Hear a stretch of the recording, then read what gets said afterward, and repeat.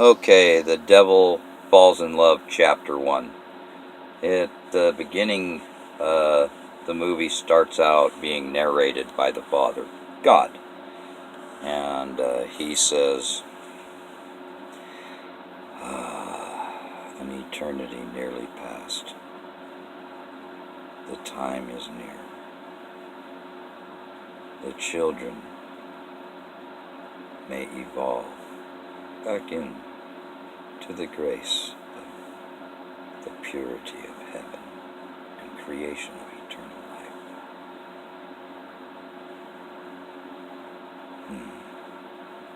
And so he's kind of pondering the near future as he sees it unfolding before him. For even the Father, even though he is pure spirit, he knows not the future because he gave the choice to humans long ago to do as they please with their heart and follow the path of their own lives through their own manifest destiny. So this was the choice they were given. So, Act 1, Scene 1, the devil. The devil is upon the face of earth, amongst human beings, weaving his little webs of deception and inflicting pain and suffering on all of humankind. He has no other business than to torment the souls of the nearly pure and infect them with even more pain, suffering, and evil to collect their soul in the end when they finally give up, because they're not worthy of the eternal Father's love and everlasting life in the service of his beauty and eternal creation. So that's enough of that. In Act 1, Scene 1, right after the Lord narrates his little intro, the devil sees this little beautiful angel over and over and over, throughout the beginning 20 minutes of this film. So he runs into her for the first time. He's just out weaving his little destructive ways, and no matter how much he destroys, he can never fill this void in him that he's had since he left the grace of his Father. So he's doing this evil, and Act 2, Scene 2, or Act 2, Scene 1 is going to be just brutal destruction. So, but this will lead up to that, and I'm not going to write the entire book. I'm just giving the kind of theme, how things travel from one scene to the next during the plot of the movie. So in the introduction, we have Satan weaving his webs of deceit and pain, and he sees the girl repeatedly. I know I keep repeating this, sorry. He runs into her for the first time, and he sees this beautiful angel from afar, and he can't approach her. So he tries to throw up some obstacles in her way to get her to fall so that he can have her. Well, she's pure. She's not exactly just a woman. She is sent from the Father. Now, it's kind of interesting because she's with her brothers, almost always with her brothers. And I mean, there is rare times when she is alone in the entire movie. But that is because she is loved so deeply by all.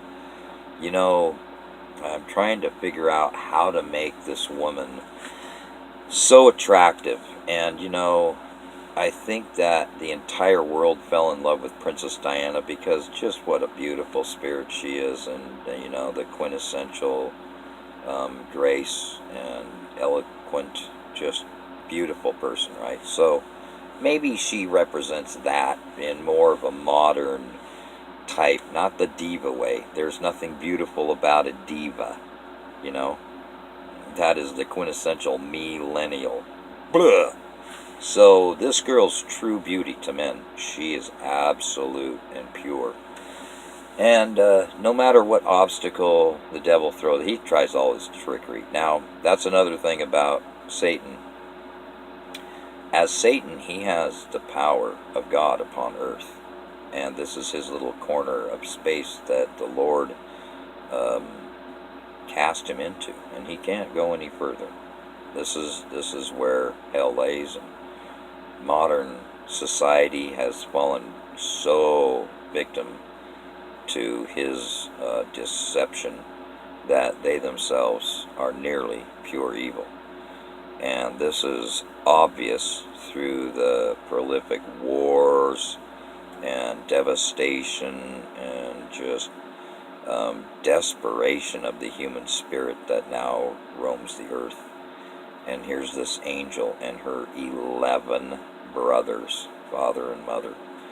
Oh, it gets really, really entailed in the plot. But so the devil sees her again, and he tries more of his trickery. Different stuff, but more of it, right?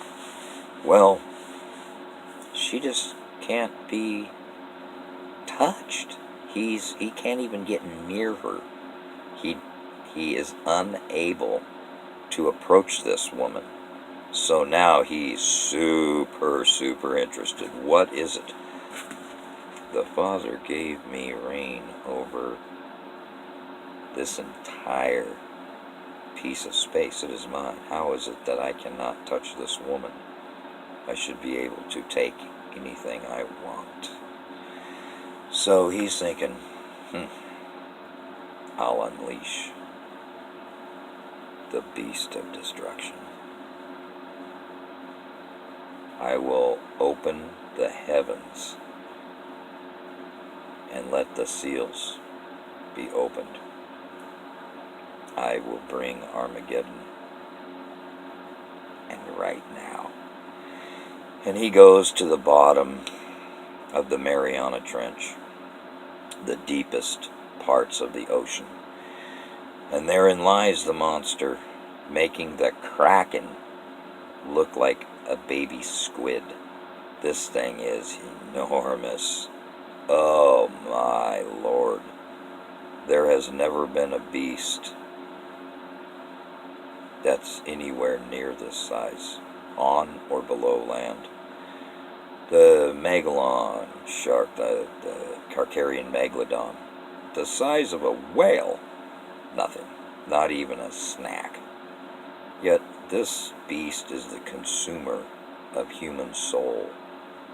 It's not exactly of this world, but it's nonetheless, it's his tool.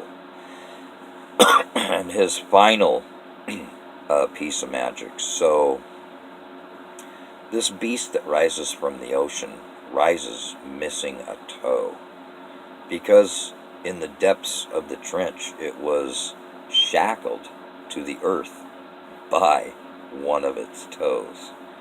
Now this beast, I'm not going to go into the true detail of it, but 4 legs, upon each leg are 16 toes, except for one. So a total of 63 toes. And that's prolific in itself, 3 sixes, So, as it rises from the ocean, first a head pops up. Big, giant, round head. I mean the size of an aircraft carrier. And I mean Nimitz class, the big ones, 1,600 feet across, like a small moon or something. Just enormous and spherical. And one eye upon every horn that circumnavigates the top of this round sphere. And each horn has an eye right at the base of it, all the way around. And upon each horn is a crown of, what was it? Yeah, there's 10 horns upon the heads and 10 points upon each crown. And the 10 points on the crown, I think they're symbolic meaning there, but I've not yet been able to search my core and figure it out. Perhaps somebody can help me with that, because the story doesn't come from me.